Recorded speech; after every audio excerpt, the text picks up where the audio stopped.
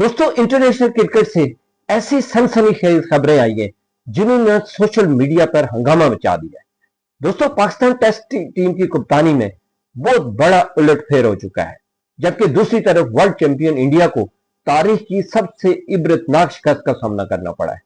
दोस्तों, गौतम गंभीर और इंडियन फैंस इस वक्त शदीद सदमे में। आखिरकार क्या हुआ, चलिए जानते हैं आज इस ब्रेकिंग न्यूज में। दोस्तों, अगर मेरे चैनल पे आप नए हैं तो इसे सब्सक्राइब और कमेंट्स में अपनी राय जरूर बताएं।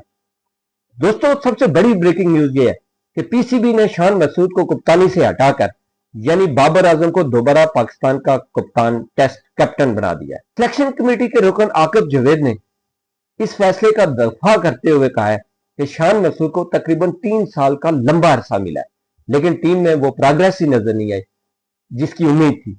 अब बाबर आजम वेस्ट इंडीज और इंग्लैंड के खिलाफ आने वाले टेस्ट सीरीज में पाकिस्तानी टीम की क्यादत करेंगे। दोस्तों, दूसरी तरफ इंग्लैंड ने तीसरे टी20 में इंडिया को 125 रन की इबरतनाक शिकस्त दी है।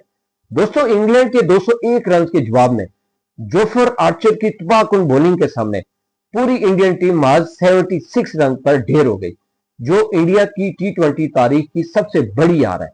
हेड कोच गौतम गंभीर ने इस पर सख्त मायूसी का इजहार करते हुए कहा कि हमारे बैटर को पिच और हालात के हिसाब से खेलना सीखना हो। तो दोस्तों, पीसीबी का शान मसूद को हटाकर बाबर आजम को दोबारा टेस्ट कप्तान बनाना क्या दुरुस्त फैसला है, और क्या इंडिया इंग्लैंड के खिलाफ चौथे टी20 में कमबैक कर पाएगा या नहीं? कमेंट्स में अपनी राय जरूर बताएं।